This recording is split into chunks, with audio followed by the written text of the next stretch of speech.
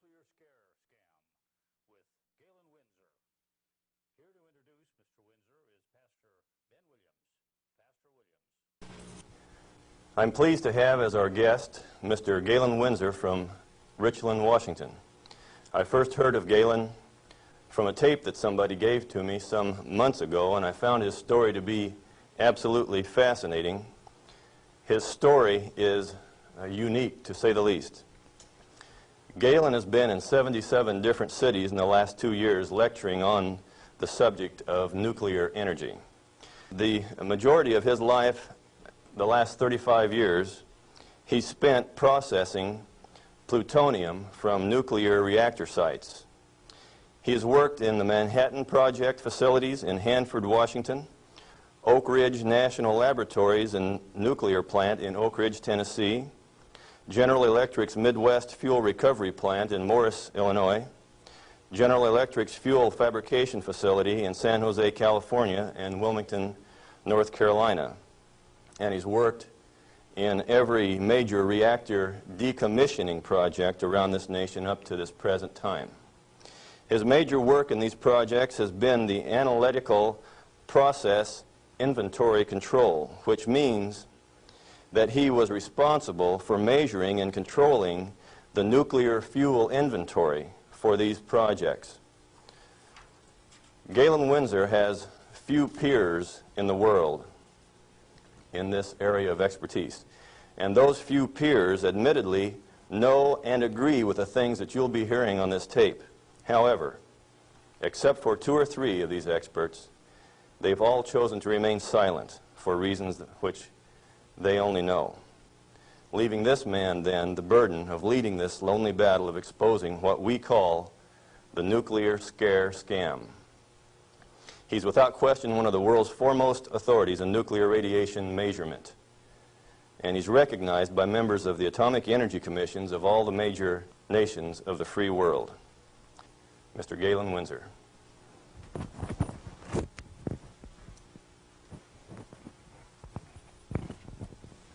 God bless you. Thank you, Ben.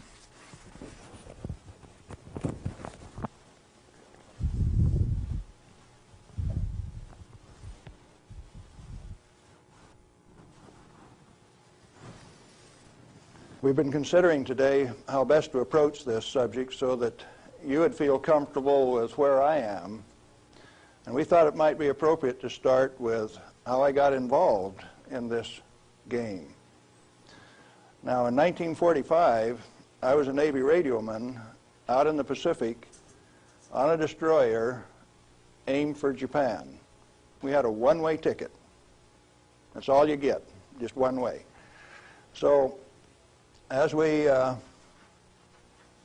were becoming proficient at our business of fighting war, the Manhattan Project caught up with us and did a job. Now, the weapon that was dropped on Hiroshima, Japan in August 6, 1945 was a U-235, fully enriched U-235 weapon, where the material was separated and purified in Oak Ridge, Tennessee. The one that was dropped August 9th on Nagasaki was a plutonium weapon made at Hanford. But to those of us out in the Pacific, it was quite interesting. It had a ticket on it that says, "You get to go home." I was impressed. Now, I was stuck out on Guam after the hostilities quit and was running a radio broadcast that communicated with 4,500 ships west of Pearl Harbor. Quite a few to listen to every dot and dash that I made. So I was used to having people listen to me. They couldn't see me, but they could sure hear me. I had all of the good messages that were to come to them. Fleet movements to Red Cross messages. They came along one day and says, "We'd like to have radiomen to go down to Eniwetok for the atomic bomb tests." Not me. No way. I want to go home. So they went through and they took every 3rd radioman to go to Eniwetok. I didn't go. They let me come home. But I wanted to go home. I had a driving need within me that says, hey, that big firecracker, I want to know how it works.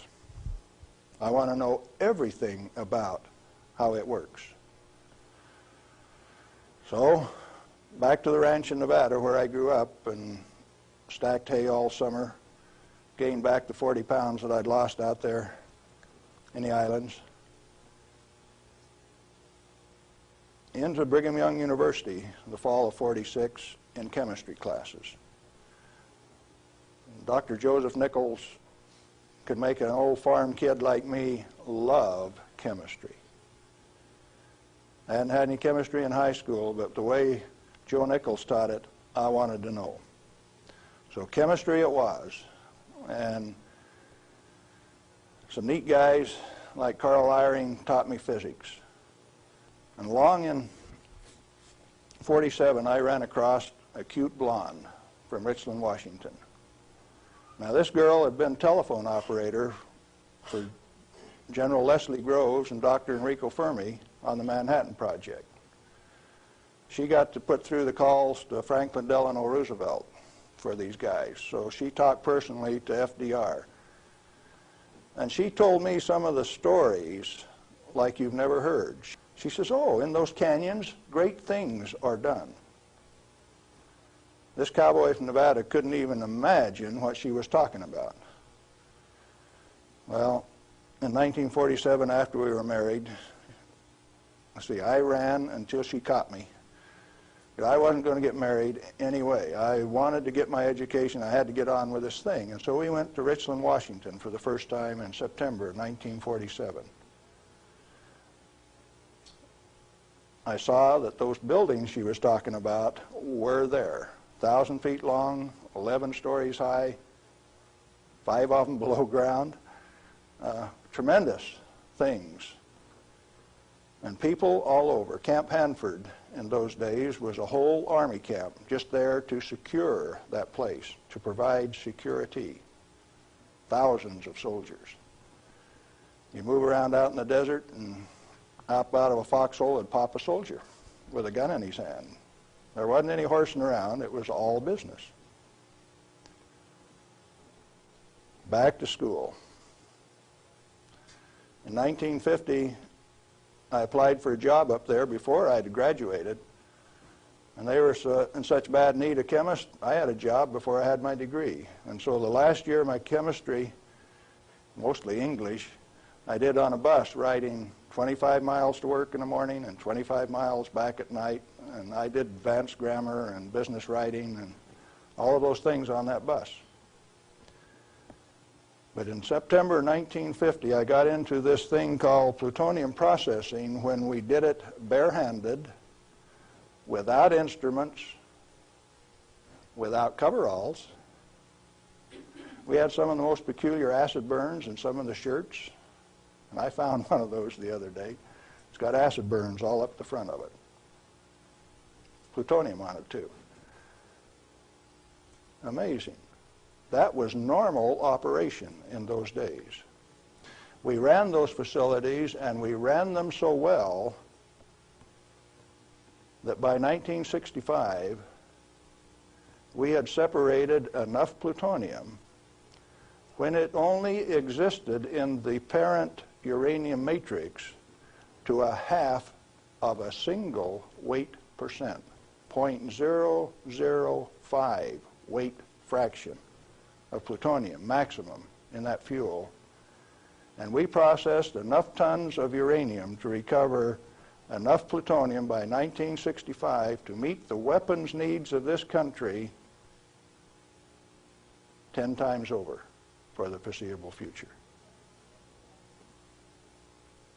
Now we're talking about a massive amount of work. Hands-on, do it type thing. And there was a couple thousand of us, and we were just happy as could be, just working like mad, making those plants run 24 hours a day, 7 days a week, in a community that ran on shift work, A, B, C, D shift. The whole community that way. A wartime community, people dedicated to doing a job, and we were doing it, and we did it well. No pretense. Oh, yes, there were. Out in the reactor began to sneak in people who wanted a radiation monitor behind every reactor operator. Why? We know how to make these things run. When we got a metal fuel element stuck and it fell down on the trampoline back of the reactor, we'd go in with our feet and kick it off into the pool, smoking, burning. If you didn't have an instrument, you didn't know it was too hot, so you just went in and kicked it. Finally, along came a rule maker that says, thou shalt not do that. You'll get burned. Oh? I didn't get burned when I did it last week. But you exceeded the limit. Well, where did this limit come from? Turns out that in 1934, the International Commission on Radiation Protection fabricated a limit for X-rays. It was no longer permissible to be burned by them, erythema, reddening of the skin. You now had to keep a limit called 0.2 of an hour per day. How much is that? Well, you've got to have one of these Beckman instruments to read it, and you have to keep time of exposure. You know, there are 4 requirements on this thing: the size of the source, therefore the strength of the source, the distance from the source, the time of exposure, and the intervening shielding to keep from getting burned. Oh, fine. We've been doing this thing for years now, and we've never been burned. Why have we got these rules? And they says, yours is not to ask questions, yours is to do and die. Don't you ask questions. If you do, you might disappear. Those who broke the rules didn't appear the next day. Military rule? Oh, yes. Absolute. What was your appeal? And people you were working with one day, when they weren't there the next day, you didn't go inquire why. You were just grateful you still had your work to do, and you kept right on doing it. Now, this is in the United States of America. Well, in 1960, we found out that the materials that we were working with, the thing that we called high-level waste, that if you waited 3 years, these million-gallon tanks that high-level waste went into boiled off 15,000 gallons of water a day. Fairly hot? Oh, yes. This material, that if it ever broke a line, would seal itself off in the ground within a foot, make its own glass. It wasn't going to go anyplace. We did that a time or two, accidentally, of course. And so we started packaging this cesium-137 in casks and railroad cars like that and shipping it to Oak Ridge, Tennessee. And they'd take it out and make it into a barium titanate and press it into a pellet, and those things were so hot that they actually glowed in the dark from the infrared heat.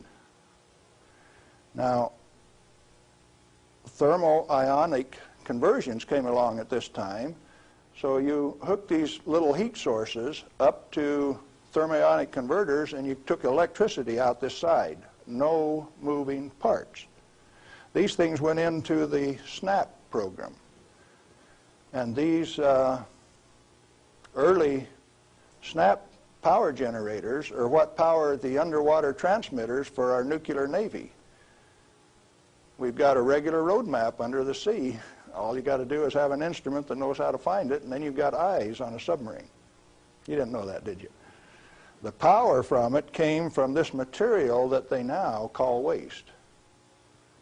We processed that stuff and packaged it outside at Hanford. Well, we had rules that said 3R per year is your allowable exposure, that amount of gamma energy that will expose a film pack.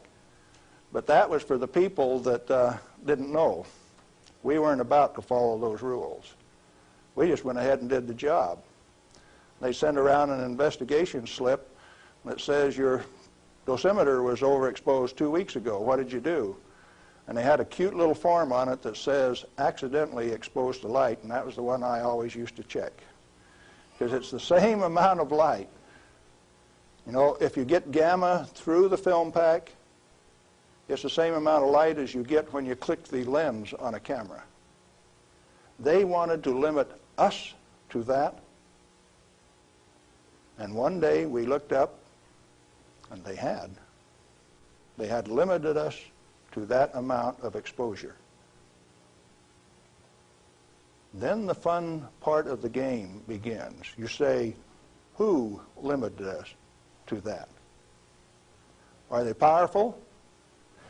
Yeah, they control the purse strings. They live by the golden rule. Them that's got the gold makes the rules.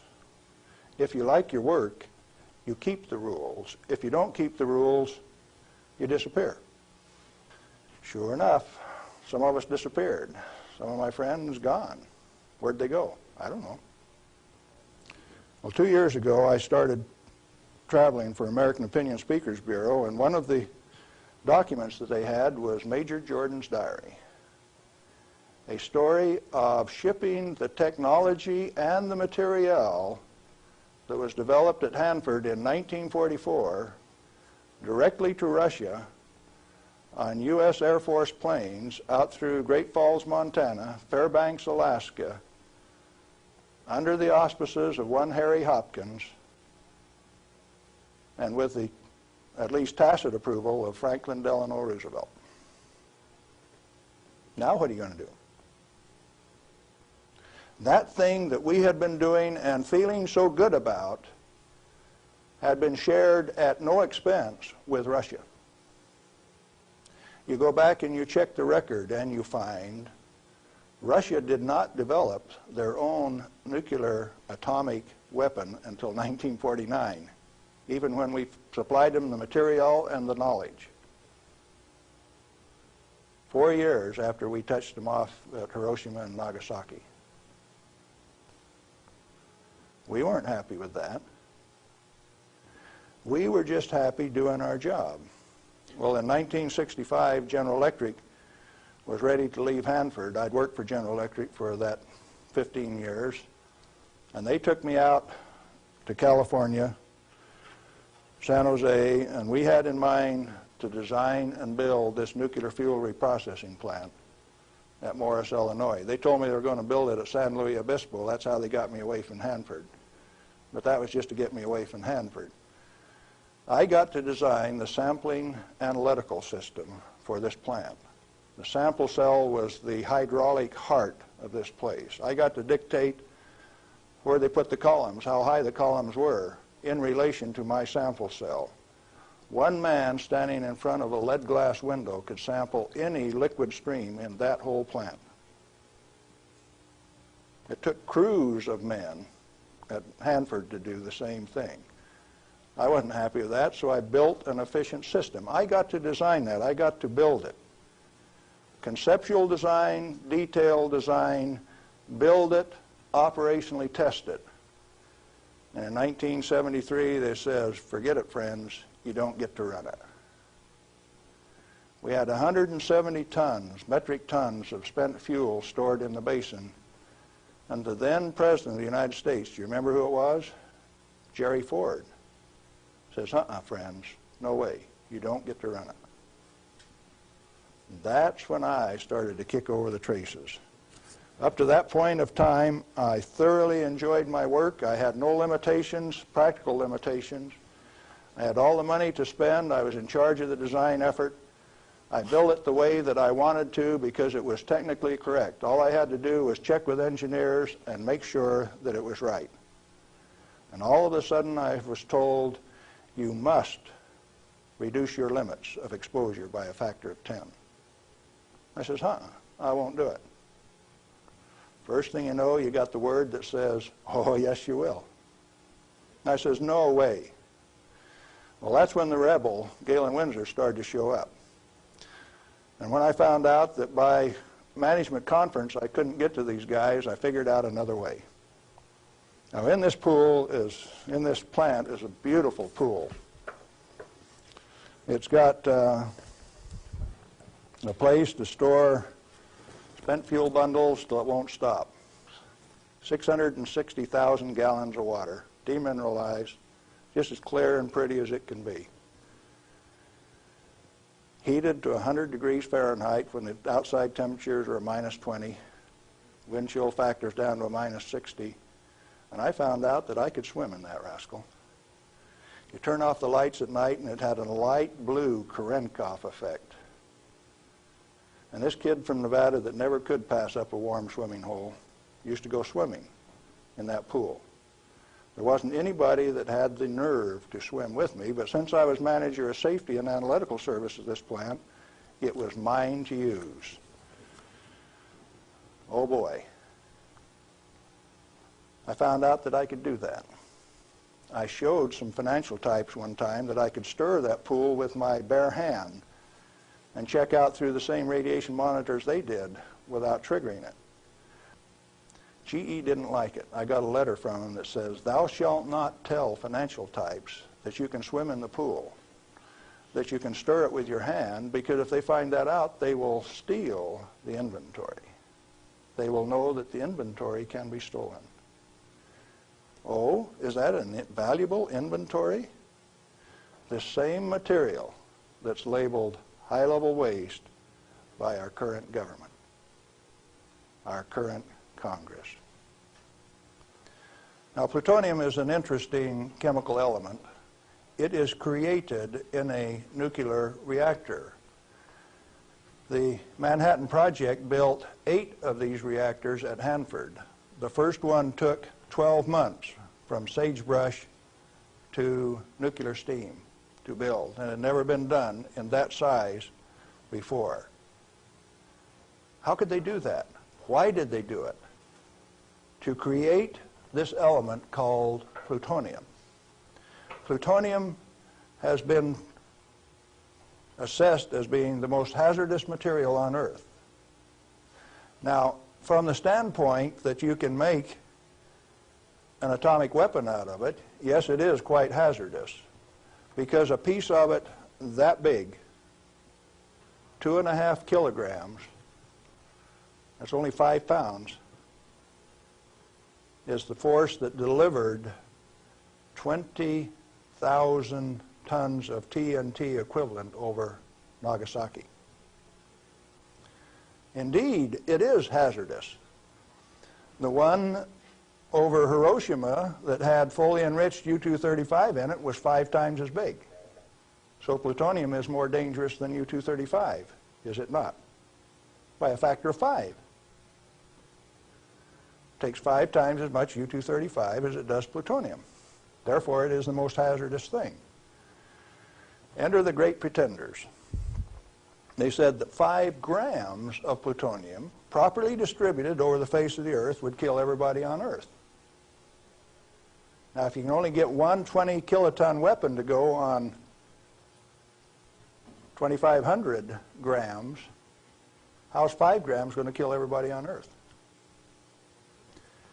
Early on, I had a fear that said, if there is this much fissile material, that can undergo a chain reaction, we called it in the beginning, then if you set a match to it, all the fissile material in the world is just going to keep right on going. Totally unfounded fear. It turns out that when you're in this business of recovering plutonium, like we recovered so much of it at Hanford, we found out that if you have it in a solution where it's less than 5% plutonium, it won't go critical any way that you kick it.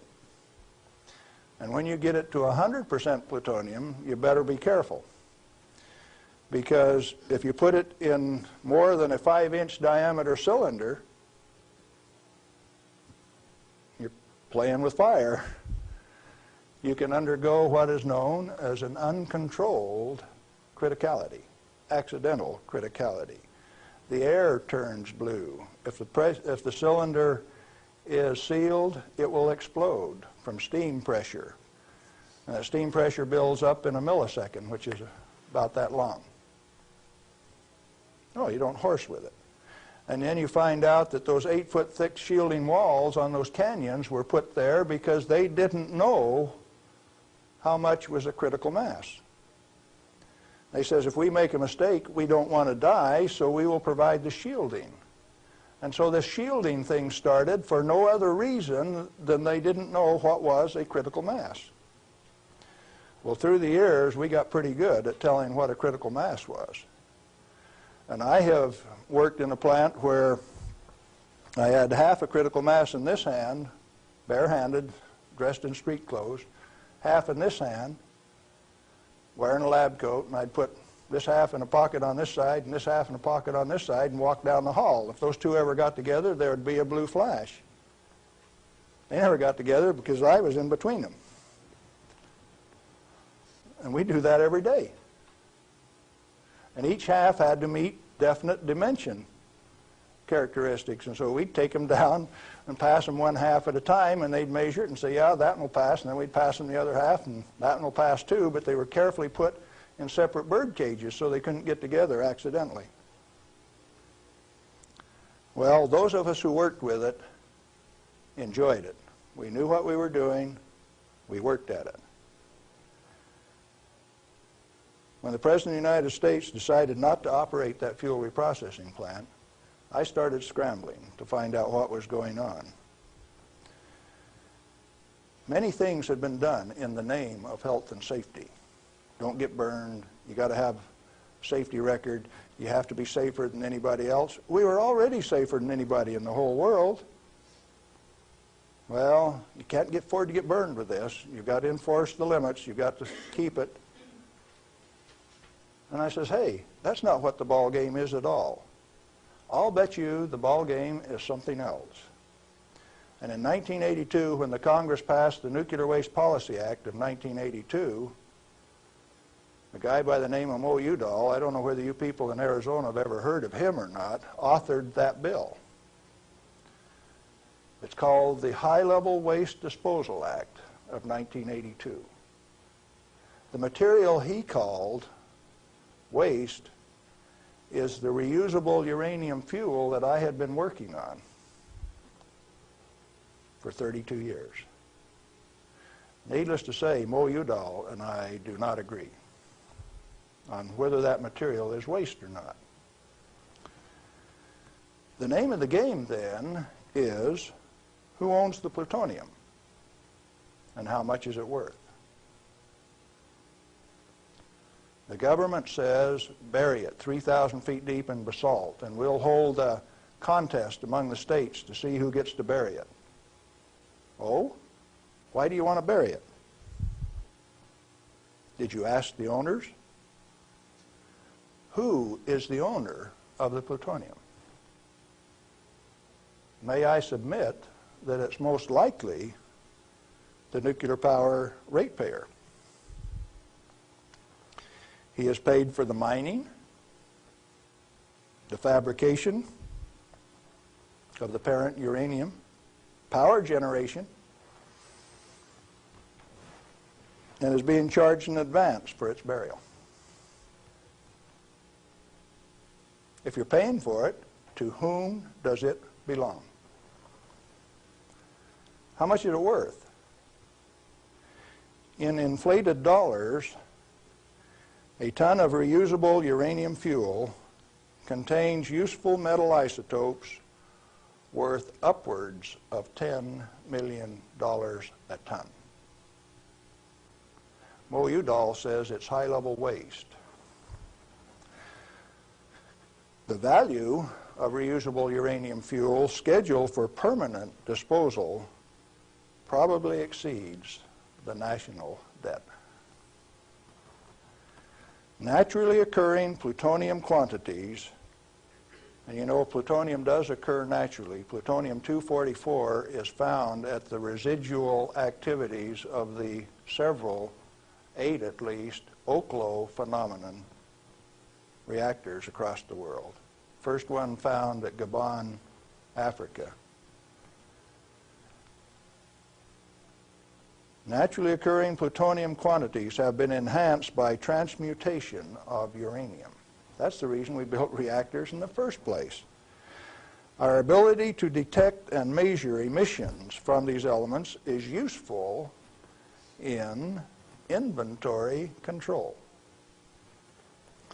When fissile elements, fissile isotopes, are present at less than 5 weight percent, plutonium-239 equivalent, and the heavy metal oxide matrix is stored dry in air, it has no critical mass.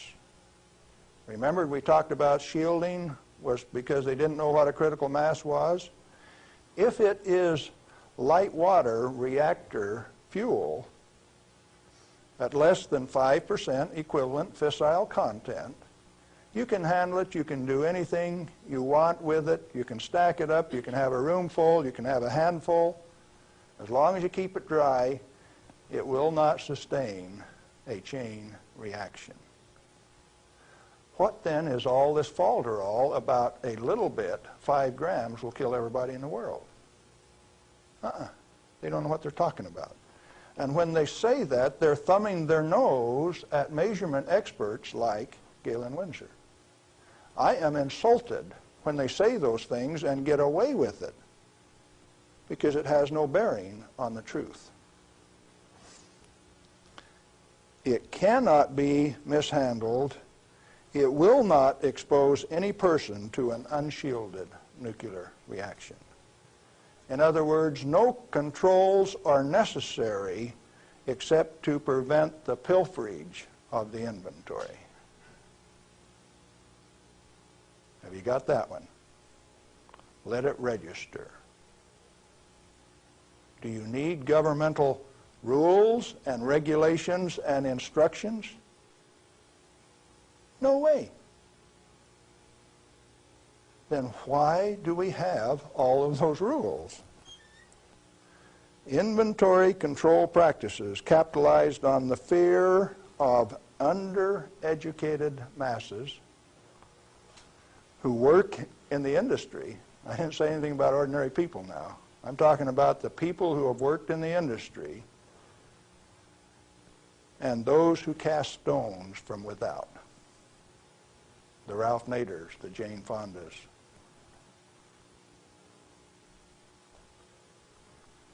Now, it doesn't take you much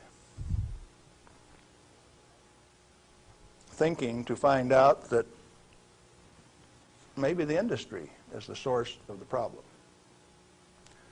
The industry is the one that made up the committees that made the rules that the Congress enforced. You ever thought of it that way? The strangest kind of feather bedding that's ever been dreamed up, it makes the railroad engineers look like pikers. The only amounts of fissile process materials that are of health concern to the handlers are those that can accidentally cause an unshielded nuclear chain reaction, or that will cause erythema from the shortest wavelength, highest frequency, and therefore the most easily shielded ultraviolet light emissions of the electromagnetic spectrum. Big words. Let's see what they mean. The emissions from uranium, plutonium, cesium, all of those things are only important if you assemble an amount that if you get this amount and this amount together, it can go critical. You can get a blue flash and therefore get burned. And that's happened 34 times in the business, and 8 men have died as a result of that. Accidental criticality. Documented in Los Alamos document 3611, if you want to check the source. Or if you've got enough of it together that it's giving off ultraviolet light of this particular wavelength and frequency without any intervening shielding, enough to burn you, sunburn you, erythema, reddening of the skin. If it's less than that, if the effect is less than that, then what is the problem? excessive government regulation. That's what's the problem. Tritium, heavy water. Deuterium is hydrogen 2. Tritium is hydrogen 3. If you let an inventory get away from you, what's going to happen to it out in the biosphere? Nothing other than it will become diluted and join the naturally occurring inventory of tritium, because tritium is created in the upper atmosphere by sunlight. We have a natural inventory of tritium. Then the only thing that happens when you release tritium, which is the trigger mechanism for bombs, it's the source of the push that makes it go, is that you lost a valuable inventory. Then what of these people that are pretending that a little bit of tritium is going to do you in? It is not so. What are those 2 points? Only if it is an economically recoverable concentration, or if it has a natural reconcentration mechanism. You know, there isn't any one of the radioisotopes out there that has a meaningful level of reconcentration in any of the species, not even the oysters in the bays in Maryland, below Calvert Cliffs. Why then are we still playing this game that any amount of this material is of hazard? Reusable uranium fuel, which has been isotopically enhanced in power-producing reactors, is a valuable national resource, not a high-level waste. The utility operators recognize the future worth of this commodity. Mo Udall, in that Nuclear Waste Policy Act of 1982, imposed a tribute of $1 per kilowatt hour, $1 per megawatt hour on all electricity produced in a nuclear plant, so that they can research and develop methods to throw it away.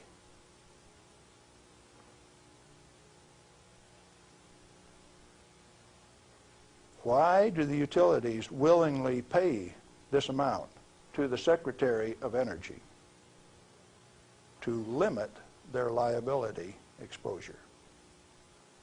Who pays that amount anyway? The consumer of nuclear-generated power. You have no choice, and therefore I call it a tribute. At the same time, they have provided their own storage basins at these reactors at ratepayers' expense to retain ownership control of the plutonium resource.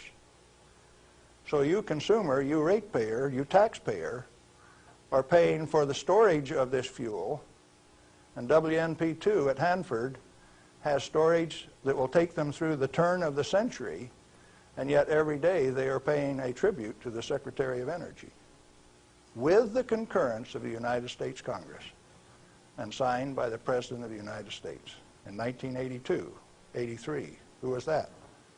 Ronald Reagan. They have provided those storage basins at ratepayer expense to retain ownership control of the plutonium resource. I started playing a game one day, 7 years ago.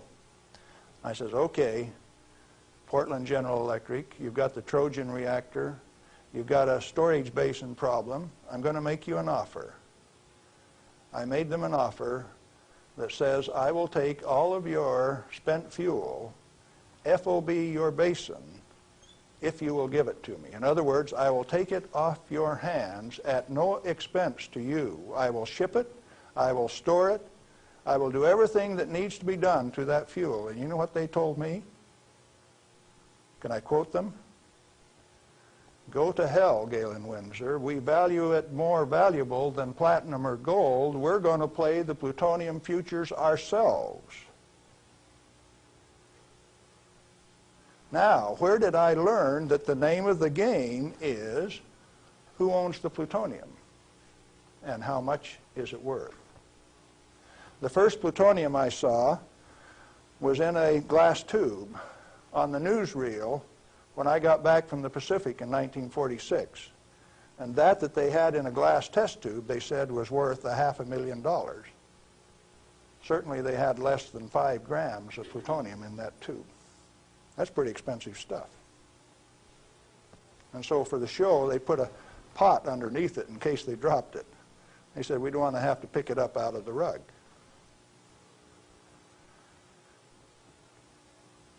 When it was decided for us not to operate this plant, plutonium was guaranteed on buyback by the federal government at $43 a gram. That's quite a price drop, don't you think? When that price guarantee went away in October of 1971, the price of plutonium became $10 a gram. It steadily went down to where its present worth on the market is a minus $2 a gram per year. That's what it costs you to hold on to a plutonium inventory on a material that has been declared worthless by the utility owners and rubber stamped by the Congress of the United States, and they're spending billions of dollars digging holes in ordinary rock so that they can throw it away, dispose of it. Okay, what are you going to do with it? Reusable uranium fuel may be properly stored in air-cooled, dry storage in a cost-effective manner. Nuchem in Germany offers this immediate and long-term option as a necessary and safe step prior to reprocessing. They're doing it in Europe. At least 4 regionally located facilities are available in the United States where this concept can be used right now. Barnwell Nuclear Fuel Plant in South Carolina, Midwest Fuel Recovery Plant in Morris, Illinois, this one, Nuclear Fuel Services in upstate New York, and Redox Processing Plant at Hanford, Washington. These fully shielded, already radioactively contaminated storage areas have secure, limited access. All have been operated under processing conditions of 10 CFR 50, and the MFRP has a 10 CFR 70 storage license, the only licensed storage facility away from a reactor in the United States. It singly, all by itself, is capable of storing all of the reusable uranium fuel that needs to be moved away from power reactors for the remainder of this century. We had that storage designed in 1975. Had the approval of the design. Why then are you spending money over here in New Mexico on the waste isolation project? Why are you spending money at Hanford at the basalt waste isolation project? Why are you spending money at Beatty, Nevada for storage when I can already store it in this building that's already built? I just named you 3 others that can do the job all by themselves too, and I know where there's 14 more buildings that can do it. What are we going to do? Redox and other excess facilities at Hanford are capable of dry storing all commercial REF until plutonium recycle, at least through 5% enrichment, is reestablished, or until the 22nd century, whichever comes first. RUF can be cost-effectively stored in existing facilities. Where does Mo Udall came off then, saying that you cannot use this plant for its intended purpose unless it is owned by the United States government. He has said that. The waste isolation projects are politically mandated wasting of national energy and construction resources. Plutonium proliferation by diversion of stored reusable uranium fuel is of minor importance compared to global availability of fully enriched uranium by laser isotopic separation. Let me explain that last thing that I said. Jimmy Carter said you can't ship plutonium to India, but in the same paragraph said you may ship them fully enriched uranium. Oh, Jimmy Carter, that peanut brain, what did he just say?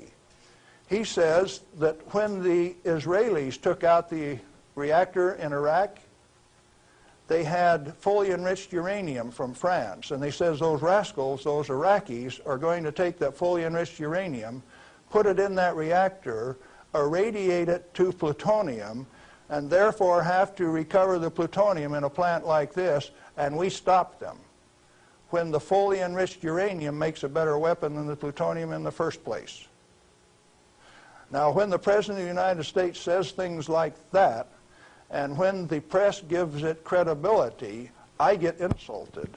And right after I get insulted, I get angry. And I've been angry for quite a while now. And finally, one day, I said, my own personal security is not important. I think I'll go tell this tale. All I want is to tell my story. The commodity that I communicate is called truth.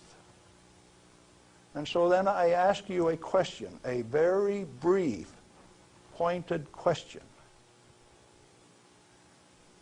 Who owns the plutonium, and how much is it worth? And then I'm going to attach on to that a question I want you to think about till we talk again. If you haven't been burned by this particular source of radiation, what is your problem? You obviously have one. Otherwise, you would join with me in telling the truth about this particular commodity. And so yes, I'm recruiting helpers. What happened to the guys who taught me the business? Thousands of them. The hands-on business. Where are they? They're still there. Why don't they talk? Who are the they that say this is the way the business is going to be run, whether it makes sense or not? Brings you the nuclear scare scam with Galen Winsor. We're back with Galen Winsor, and we're talking about the nuclear scare scam.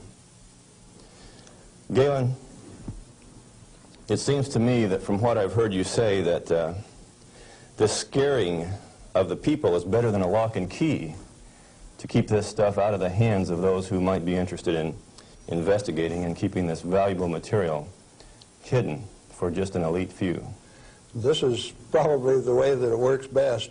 And so then the secret was to keep from letting other people know that it could be handled, because first of all, we weren't accepted by the community, and the materials that we were working with, they feared, but there were certain few people that realized its real worth, its potential to be used in ways other than to support our national defense. Let me ask you a question, Galen. Are you worried about do you have reason to be worried about your personal safety? Because the kind of people that you're describing here are powerful people. I wonder, you're still around, I wonder how much longer we can expect you to be in this game. Well, on the 13th of December last year, the NRC, Nuclear Regulatory Commission, Region 5, turned out a federal SWAT team to get me on a federal warrant issued by Bob Thomas out of Walnut Creek, California. It was kind of funny in a way. They turned out this federal SWAT team at Hanford, and they had my picture, and alongside it says, "This is an irrational individual. He poses a threat to our security. Take him at any cost." Now, the reason that I'm still here only has one logical conclusion. I have lots of help. Well, you've told us about how that you and others of your friends and colleagues have handled many times this so-called deadly nuclear energy material that the whole world is so scared of. Why weren't you afraid of it? Because we did silly things like recover some of the undissolved fuel elements out of the redox dissolver that burned a hole in it. And we went in and sampled these things by remote process. We got it out into our hands and found out that we could walk around the lab with them barehanded and they wouldn't hurt us. And we were standing there in the lab tossing them back and forth. Uranium metal that wouldn't dissolve in the boiling nitric acid. Well, if you find out that you can play with it, and it was only 90 days since that thing came out of the reactor and it doesn't burn you, why should you be afraid of it? So in other words, you're telling me that you learned to not be afraid of it because of practical use and application and hands-on experience. Hands-on. We might even been playing games. Okay, you say that you swam in this water that was straight from spent fuel used to cool that fuel, and Yes. you swam in it. Yep. You told me earlier that you went a little bit beyond that. Would you share a little bit of that story? Well, swimming in it didn't have the desired effect. So I decided I had to be more direct with these people that were giving me trouble. They were kind of hard to teach, so I went to drinking a glass of it a day. I had the bottle of it. Last time I went swimming, I filled this 2-liter bottle with water and washed it off on the outside in the shower when I washed me off on the outside so that we didn't tattletale. You know, radioactive material is just a trace or a tattletale. So you got to get it off so they won't know that you've been swimming in the pool and drinking the water. So I took this bottle in and set it on my desk. And who would suspect that the manager of safety and analytical service had a bottle of spent fuel pool water sitting on his desk, and he drank a glass of it every day. This was unheard of. Nobody ever did that crazy stuff before. How has that affected you, Galen? Well, as near as I can tell, it made me about 6'4" in my cowboy boots, 210 pounds, and really quite a nice fellow. All right. What then happened as a result of your doing this strange experiment on your desk with this water? What was the result? Can corporations have a heart attack? I think General Electric had one, because after they ran me through a whole body gamma scan in December of 1974, by the time I got out, because I had a plutonium lung burden and it took 45 minutes to an hour to count that, everybody on site knew that the manager of safety had been swimming and drinking in the swimming pool, the spent fuel storage pool. Had cesium-137 at a ferociously high level. It even exceeded the NRC's limit.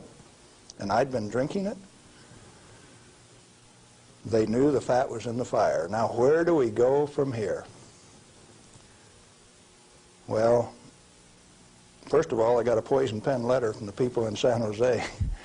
And he says, "Thou shalt not do those things. They'll find out that the inventory can be stolen." Well, that didn't sit very well with this cowboy, because nobody tells me what to do, particularly when what I do is right and hasn't harmed me. Who are they to tell me what I want to do? It just didn't sit very well. I was going to do something about that. What was your motive in this? Correct information. As an expert in the measuring system, why, it was very obvious that I knew the parameters of inventory control, the disintegration rate of each of these isotopes, how to measure them. That's how we regulated our inventory. And to have these rascals come along and start playing games with the information that I was very expert in, that I had designed the analytical system for this plant around, disturbed me a little bit. No, it made me fighting mad, and I got angry. And I have to admit, in retrospect, that for the next 5-6 years, I was more than angry. I was hard to live with. Just ask my wife. Well, in your estimation, then, how dangerous is a nuclear reactor plant? A nuclear reactor plant is just a way to boil water that's the cleanest, neatest, most economical way to boil water that you've ever seen. And so, in my estimation, nuclear reactors ought to be insured under the same insurance policy as any other steam boiler plant, power generating plant. And to have special consideration under the Price-Anderson Act means that the insurance industry has already paid off the Congress so that they can have a ripoff, charging ever in higher and higher insurance premiums, total coverage much, much greater for a non-existent risk. What a racket. Can a nuclear plant explode? Only like any other steam plant. Like Laughlin, Nevada had a steam explosion. It's a coal-fired plant, but 6 men were killed there last year. That could happen at a nuclear plant, but as far as an atomic explosion, good heavens, no. No way. What kind of accidents can actually happen at a nuclear reactor generator plant? You could lose your moderator and the reactor would shut down, the control rods would stick in and you wouldn't be able to start it up. You might do several things that would invalidate some of the safety controls. For instance, an emergency core cooling system. The only reason they put ECCS on a reactor is to destroy it. When you start these big babies up, because they're so big, you only warm them up 50 degrees an hour. And they say, we got an emergency, throw the emergency core cooling system on like they did at 3 Mile Island 2, and you're going to thermally shock that big machine and ruin it so it can never be used again. Let's talk about 3 Mile Island. What really happened there? We've heard all kinds of stories about meltdown, and they made movies on it that this meltdown could melt right through the earth, clear through to China, and we've seen a lot of scare stories. What really happened at 3 Mile Island? Do you know what really happened there? Yes, I do. I followed that one very closely. In fact, I know the guys personally who wrote the script for China Syndrome and also wrote the script for the 3 Mile Island fiasco.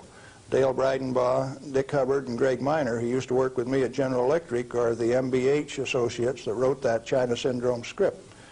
And not only that, remember that was the time China Syndrome came out, Jane Fonda starring.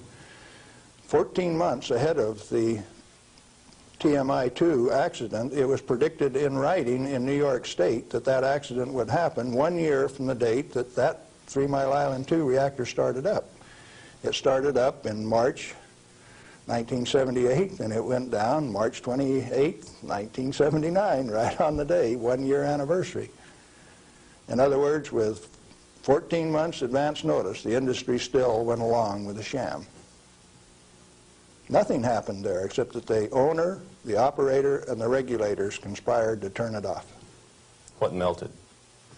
The top of the fuel rods, the third time that the core got uncovered, due to internal pressure, blew the top off some of those rods. They've got Inconel springs in them to keep the pellets, fuel pellets from vibrating when it's running. Those things are under compression, and when they reduced the outside pressure and the fuel rods were still hot, it blew the top off some of those fuel rods. The fuel rods in TMI-2 are internally pressurized to about 1200 psi with helium gas so that they don't reverse dent when they're hot and running for 5 years. And when they drop the outside pressure, why, that internal pressure with those hot rods blew the side out of some of those rods at the top. But melting, the fuel is already an oxide ceramic. It is a pellet. It's been pressed into a ceramic. When you pick it up and feel it, it feels like metal. It's pressed so very, very tight, hard. And so, no, the fuel didn't melt. The China Syndrome is a scriptwriter's fantasy. Right here, I ought to tell a story, I guess. See, I spent 3 weeks on the island in March of 1981, the 2-year anniversary of this particular, quote, accident. And Tom Hall, who stood alongside Enrico Fermi when they pulled the control rods on 100B in October 1944 at Hanford, and I were delegated to go to the island and find out what happened, and so we did. We went over all of the records and everything else, and near as we could tell from performance records, 51 thermocouples, for instance,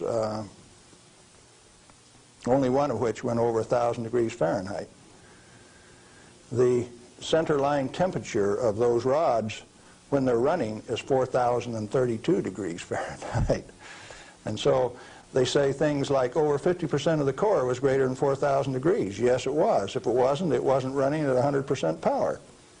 So they take that kind of information and bugger it all up so that you don't understand what's going on. They give you a little bit of it. Well, the worst joke that people could dream up, and they says, do you know what the NRC's worst nightmare is? No, I don't know what that is. Galen, Winsor, and Tom Hall in the TMI-2 control room for an hour by themselves. You know why people that know laugh? These crazy guys from Hanford would have started that baby up and showed that it would run. We'd have started it up, and they were afraid of us. So there was no accident at 3 Mile Island? No, they did it on purpose. Shut her down. Very interesting. Can nuclear radiation cause mutation in people and animals? If a cell gets too much radiation, it dies. And so if it is a sperm or an ovocyte, why, they die. They don't reproduce, and there are no mutations. I think the good Lord built that safety factor in. So you're saying that mutation in future generations is an unfounded fear? Yes, and the studies of the people at Hiroshima and Nagasaki have borne that out. Those people do not have that. Now, they showed the immediate effects of too much radiation. The women who were pregnant showed, the embryo showed the effects of very similar to rubella, measles. Some deformity, certainly, from that radiation insult. But that's not the kind of mutation that's going to go on to the next generation. Galen, what and where are these burial sites, and what's in them for this so-called nuclear waste? I've been hearing stories about stainless steel containers buried in concrete under the ocean, boiling for over 2,000 years. That sounds like a real story. Let me start out by saying there are no nuclear waste, only materials created in a reactor to be recovered and used beneficially. Now, high-level waste is radioactive and self-heating. And so fuel, reusable uranium fuel, fits that definition. But if you disregard its intrinsic worth, why then, yeah, it would fit the definition of high-level waste. But let's say there isn't any high-level waste, only material to be recovered and used beneficially. Then what's the low-level waste fiasco? That's an excuse for a federally mandated, non-inspectable disposal system so that organized crime can get rid of any evidence that they want, and it can never be dug up again. They're afraid to look in there.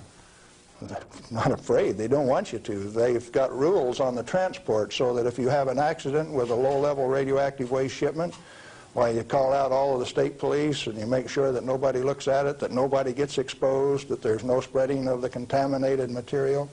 And it's also that you don't find out whose body's in that drum. The situation got so bad that the smell of human flesh was so great that they made it so that you could ship animal biological waste in refrigerated vans so that it wouldn't stink up before you got it buried.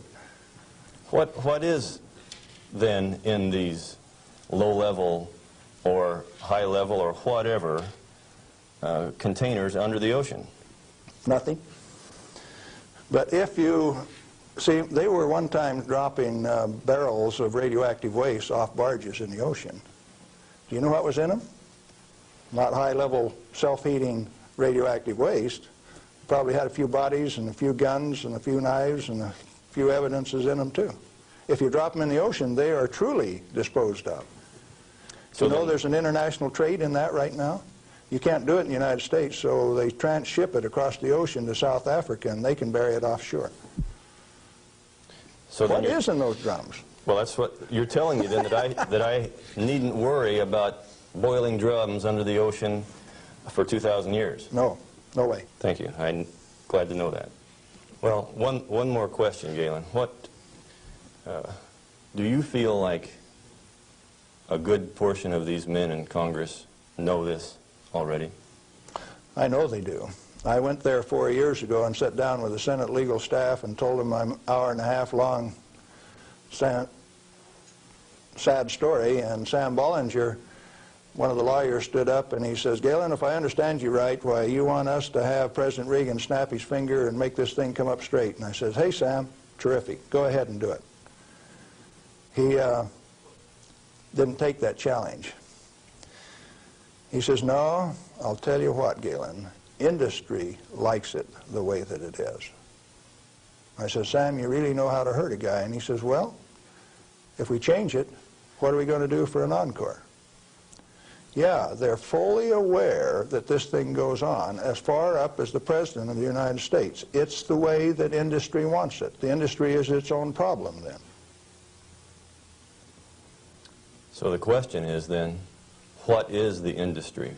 What is the real story here? Is this an industry of nuclear energy? The industry has been ripping it off for years and years. In 1975, we knew that large nuclear reactors were dead, that large is not the way to go. The way to go is small, mass-produced nuclear reactors sitting right in the middle of town, one every 10 blocks, producing power. We haven't built a reactor right yet. It's time that we do it. Why haven't we? Because of a federal energy cartel. These guys control the amount of electricity, the availability, and the price. And they say, you do not have a choice. I have a choice. I'm going to take one of those decommissioned nuclear subs up in Puget Sound, refuel it, and generate my own electricity. Save the government $5 million because that's what they want, to throw them away. I will use it for my own power plant. Quinn Millian up in Omak, Washington, and I are moving on that, and if one of these days I hook one of them up to Pier 91 in Seattle, don't be surprised. Well, good luck.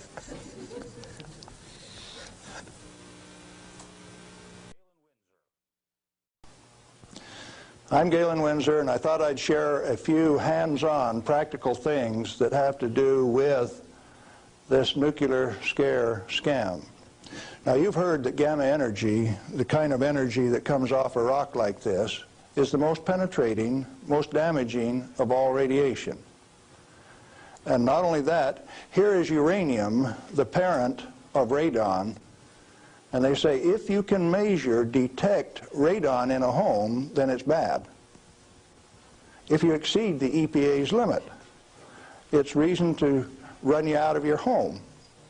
Spend $13,000 like they did with Stanley Watrous' house in Pennsylvania the other day to get rid of the radon, to ventilate it out through. Ridiculous. Let's take them one at a time. This is a rock that I picked up in Natarita, Colorado.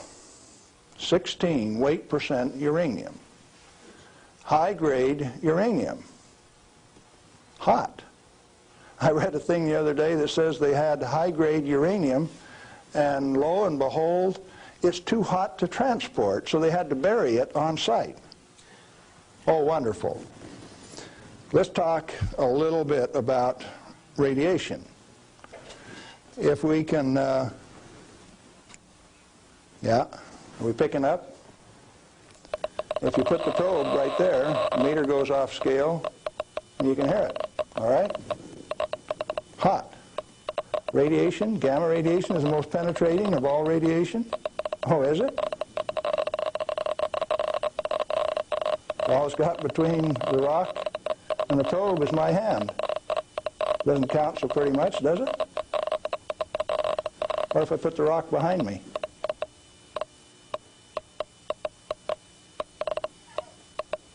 You don't suppose they've been lying to you, do you? I suspect they have. Well, let's do a little bit more. I got a black bottle. This stuff comes in white bottle. A bottle of no-dose. You can send children down to the drugstore to buy no-dose. All they need is money. In this are 660 white caffeine pellets. And this one is uranium oxide, U3O8. You can't buy it for love nor money. the state of Washington sent 2 of their Gestapo agents over to my home to confiscate my uranium samples on the 17th of December last year. Got a challenge. I'd like to have somebody in the room volunteer to take all of this bottle or all of this bottle.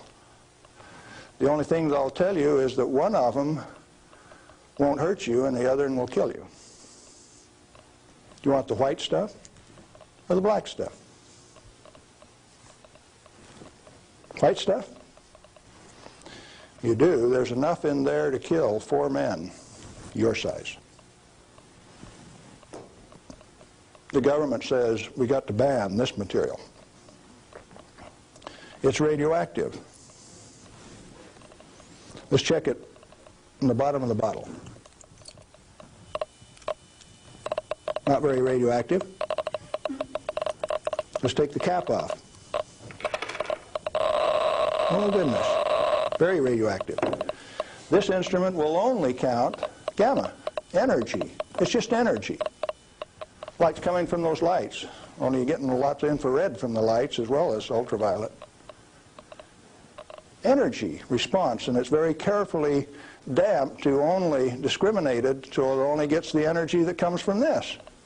I don't want it to respond to a light, just to this. Cost me $1,000 to get an instrument that will just respond to this and not to that. This is radioactive by any definition. Radioactive material giving off radiation that is read by an instrument like this. The daughter of this, radon, cannot be read on this instrument because it gives off alpha particles.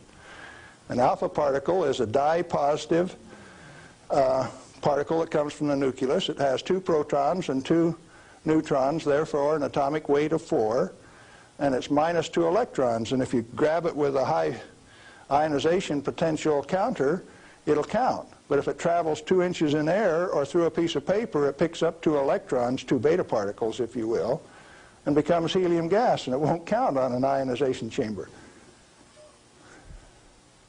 Did you know that this thing right here is giving off helium gas? Alpha comes from uranium. Okay, radioactive material. You pour it out in the hand, and that's radioactive contamination. Is it radioactive? Yeah, it is. Very radioactive. Now, decontamination is nothing but scooping it back up and putting it into the bottle. I just now decontaminated my hand. No, I didn't do such a good job. Not good at all. Is it still radioactive? Yeah, that's called residual radioactivity. Now, under the decontamination rules of the government, when you decontaminate somebody like this that's that contaminated, and this is certainly a reportable incident under current DOE regulations, when you decontaminate him, it has to go down a controlled drain so that you don't disperse radioactivity. Do I qualify as a controlled drain?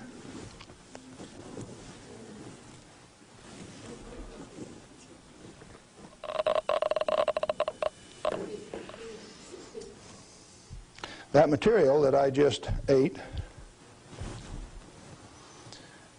is not soluble in body fluids. Like it's been this. It was fired originally at 940 degrees C, where it becomes U3O8, known in the industry as HCl insoluble. In other words, it will not dissolve in concentrated hydrochloric acid, hot. Your stomach has 10th normal hydrochloric acid in it, so it won't even dissolve. The stuff is so fine that it has no texture to it. Doesn't even feel rough. So it's tasteless, odorless, has no texture. How is it supposed to hurt me? Because I've been eating this on lecture tour for 2 years, the state of Washington felt it necessary to confiscate my uranium samples so that I would be safe. Dr. Fulton from the Hanford Environmental Health Foundation called up and he says, "Hey, I heard one of your guys OD'd on uranium today, Galen." And we talked for a little while and he says, "Oh, that was you." And I says, "Listen, I can eat all that stuff I want. He says, it'll ruin your kidneys. How are your kidneys? They're fine. Well, you should have been chelated within 4 hours. And I mean, you guys are going to follow me around the country and give me chelating agents every 4 hours after I eat it on lecture tour? He says, we'll give you any medical assistance that you need, Galen. We don't want anything to happen to you. I said, did that include turning out the federal SWAT team 4 days ago to get me? Where are these guys coming from? Well, here's a piece of metal. Density of 19.0. If you know your chemistry and physics, you know that there are only two metals that have that density: plutonium and uranium. Radioactive, pyrophoric, density of 19. Outside of a laboratory, most of you can't tell me whether this is uranium, plutonium, or a mixture of the two. Now, I said that it's heavy, and it is. Let's see if it's radioactive. Yeah, it is. Pyrophoric, what does that mean? Pyro, fire. Black on the end. The spark that just came off there is pyro, fire, burned.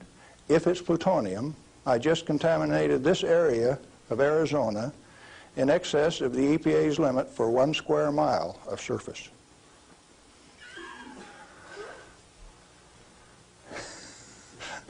Somebody laughed. It's serious. The end of progress altogether says that I just contaminated you in excess of the limit for 1 square mile. It's now silver on the end. Tomorrow it'll be black because it self-oxidizes, this black color, like this, all by itself. Plutonium does that and uranium does that. Is it hazardous?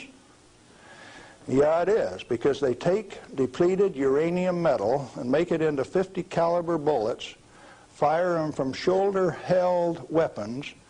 In 1976, they obsoleted tank warfare with these things because it only takes one dog face with one weapon to knock out a 65-ton tank.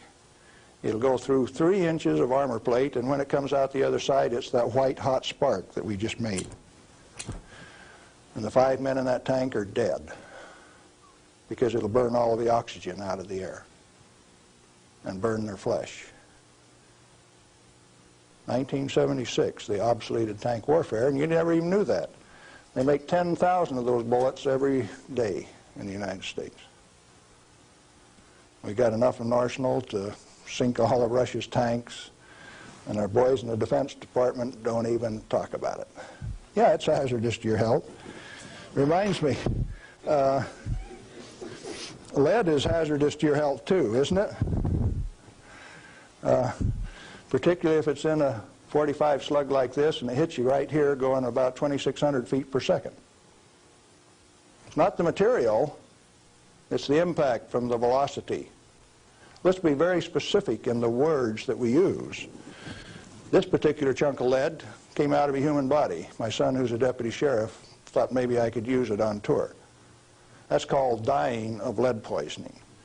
Anything less is a figment of the imagination because it's not soluble in body fluid either.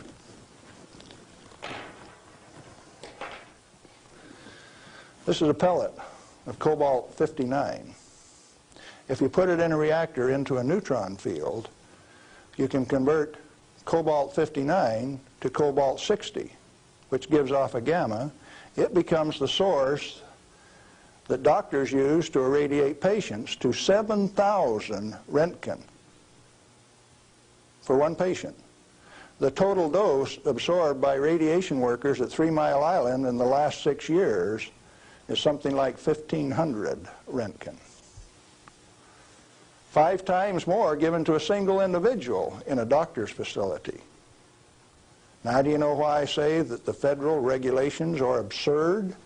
And if you live by those federal regulations, maybe you're being absurd too? Now, a pellet of cobalt-60 this size got shipped by mistake to Mexico, got diluted into 5,000 tons of iron. Some of the reinforcing rod came up to Los Alamos, New Mexico, and they says, hey, that stuff's radioactive. Understand that this single pellet diluted roughly a factor of 1 billion was what they were reading on a detector like this at Los Alamos. And so they pulled back table legs that were in Spokane, Washington, made out of the same batch, because it was hot and radioactive and it would burn you. When the pellet itself could be held in your hand like that for a few minutes without it burning you. Now, Christ walked the earth 1 billion minutes ago. If I could stretch this pellet out into a wire and it went clear around the earth and right back here to Phoenix, 1 billionth of this amount is 1.7 inches of that wire so stretched out. Stagger your mind? It ought to. Now, let's try a little game. The EPA says that 5 picocuries per liter of air is the limit for 222 radon.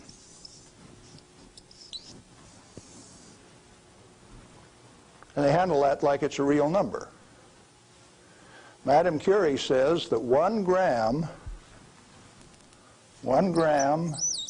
of radium equals 1 curie equals 2.22 times 10 to the 12th disintegrations per minute, and that's the basic definition of radioactivity. How many disintegrations is this? Should we find out?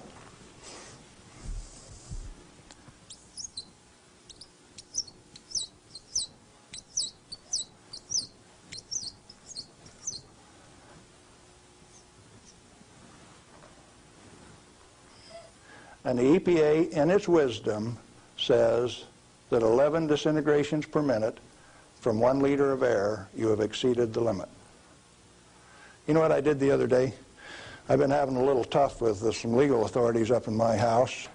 So I took one of these bottles of uranium like this, and I dissolved it in an Erlenmeyer flask with nitric acid. And I got a crack in the basement floor, and I squirted that whole bottle into that crack on the basement floor in acid solution so that it'll drive that counter off 3rd scale any place along a 10-foot section of that crack that I put. When they bring the radon measurement in there, can you know what the radon's going to do? It's going to go off scale in their measurement. It won't go that high. If Watrous' house with 17 times this limit in it was caused to spend $13,000 and give it national TV coverage, press coverage, think what Galen Winsor's house is like. I went to the trouble to notify my congressman about it. Mike Lawrence, the manager of the Department of Energy in the Pacific Northwest, my state representative, Ray Isaacson, and a few other astute people, including the banker and the lawyers and the appeal court. What are they going to do with that? I set them up on that last Thursday, and I come down to Phoenix, so I escaped the falderall. What I'm saying to you is that the federal regulations are absurd. The congressman that put them into place ought to be fired. They ought to be sent home. The regulators, what do you do with them? Quit paying them. The taxpayer, the electorate, elects those people to go out and do a job. Why do you continue to pay them when they're teaching you baloney? When they're putting in regulations that don't make any sense? Cut it out. Quit paying them, fire them, send them home. The term I grew up with says can them. Is it easy? Apparently not. You haven't got the job done. Majority of the Congress is irresponsible, amoral, atheistic, irresponsible. Let's see, how many more adjectives can I drum up? But that many. Let me tell you. We as the people sent a bunch of rascals out to the energy store with a signed blank check. And we say, hey fellows, if you run out of money, just go build us a good power plant. If you run out of money, come back and we'll give you another signed blank check and guarantee the payment out of the ratepayer's pocket. Tennessee Valley Authority has the most nuclear reactors of any outfit in the place. Not one of them has produced any power since last August. Browns Ferry 1, 2, and 3 in Mississippi hasn't produced any power since last March. And they don't plan on producing any power at Browns Ferry until mid-year in '86. At $1 million a day in lost power revenue per plant, and held off in the name of health and safety? Now tell me we didn't send rascals out to the energy marketplace with a signed blank check. They're still getting paid. Those reactors are all fully fueled, fully staffed, and just sitting there. Who's getting taken? The ratepayer. You're still paying more and more for your electricity all of the time. Now, Bonneville Power Administration says that 57% availability is okay for a nuclear reactor.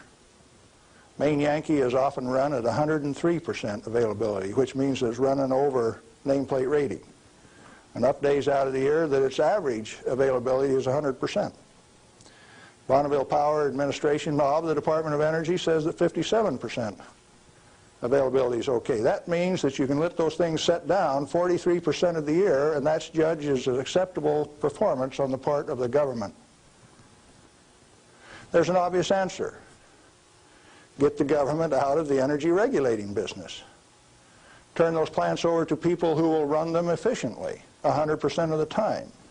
When we put in zero-release containment, we started playing games. About the time that we proved that a nuclear reactor has no measurable impact upon the environment, that's when they bottled them up, put catalytic recombiners on them. Some of the reactors in Texas were designed not to breathe for 8 years at great expense. Why? When you bottle up a reactor like TMI-2 does, then you get radiolytic hydrogen, and indeed they had a radiolytic hydrogen burn at TMI-2. And they moan and they groan about that, and all they had to do was open up the windows and let the breezes blow through. You don't need containment on them. I'm going up to Colorado this weekend to meet with the Uranium Producers Association.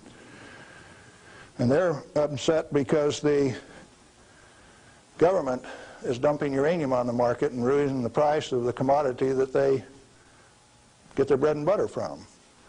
But what they're totally unaware of is that the Grand Junction Operation Office is going to issue a contract so that the new operator has a $25 million budget over the next 5 years, 80% of which will be spent for remedial action.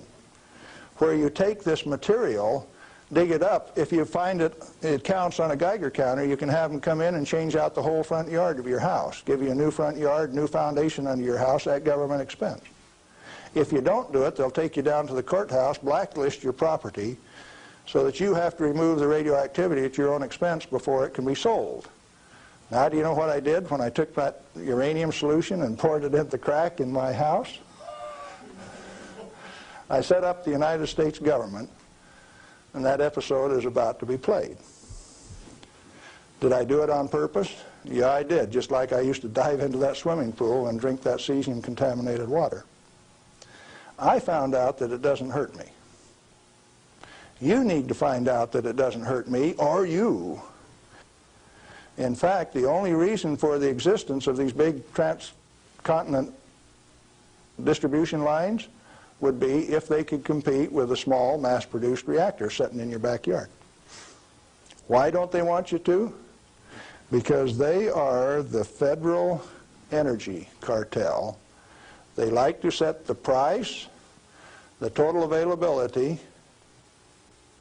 and whether you can hook onto it, and if you don't pay your bill, cut you off. That's called power, domain, and control. And they like that. They do not want you to be energy independent.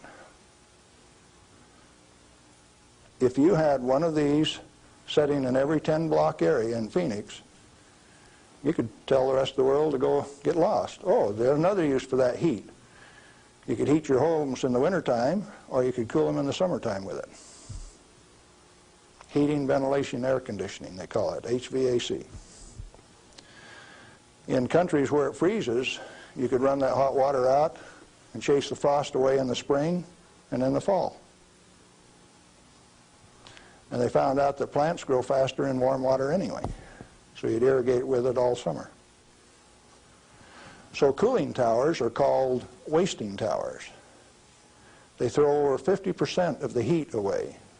The other morning, coming out of Tri-Cities, WNP2 was putting its 700 megawatt electric up through the clouds, 870. They were running that. And the clouds were laying all over the ground, and there was a little ice cream cone right out there, and I said, there's WNP2. It snows 5 inches every night out of WNP2, and the rest of us don't get any. Where'd the water come from? That's cooling the heat from the condenser cooler. You should have a business right out there, an oil cracking plant, something taking that heat and using it, like they built at Midland, Michigan 10 years ago and they've never used. And so Dow Chemical is suing the utility because they never produced the steam for their chemical plant right alongside it. We got troubles in this country.